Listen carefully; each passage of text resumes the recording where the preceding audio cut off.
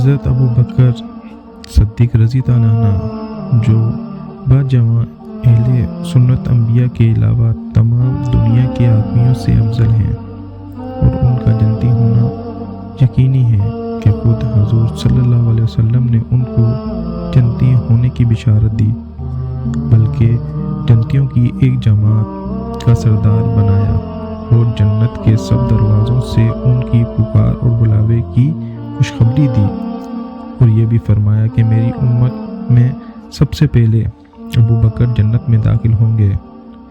اس سب کے باوجود فرمایا کرتے کہ کاش میں کوئی درخت ہوتا جو کاٹ دیا جاتا، کبھی فرماتے کاش میں کوئی گھاس ہوتا کہ جانور اس کو کھا لیتے، کبھی فرماتے کاش میں کسی مومن کے بدن کا بال ہوتا۔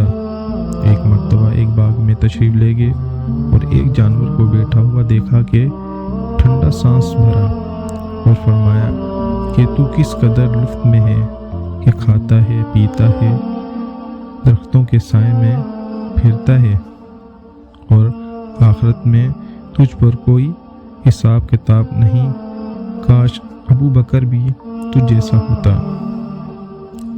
رابعہ سلمہ رضی اللہ عنہ کہتی ہیں کہ ایک مرتبہ کسی بات پر مجھ میں اور حضرت ابو بکر صدیق رضی اللہ عنہ میں کچھ بات بڑھ گئی، اور انہوں نے مجھے کوئی سخت لفظ کہہ دیا جو مجھے ناگوارا گزرا۔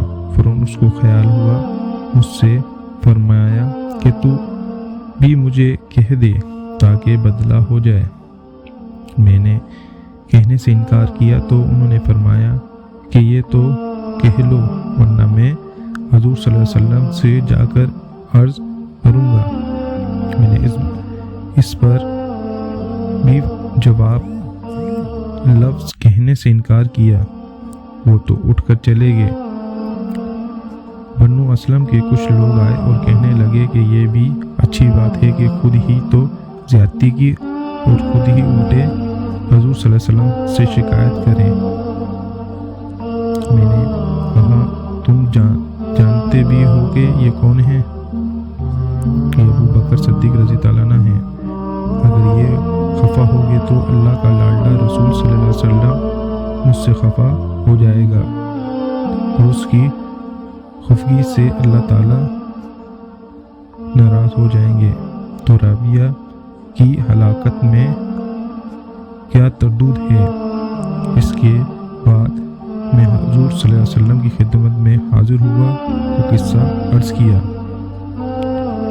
حضور صلی اللہ علیہ وسلم نے فرمایا کہ ٹھیک ہے، تجھے جواب میں اور بدلے میں کہنا نہیں چاہیے، البتہ اس کے بدلے میں یوں کہہ کر کہ ابو بکر اللہ تجھے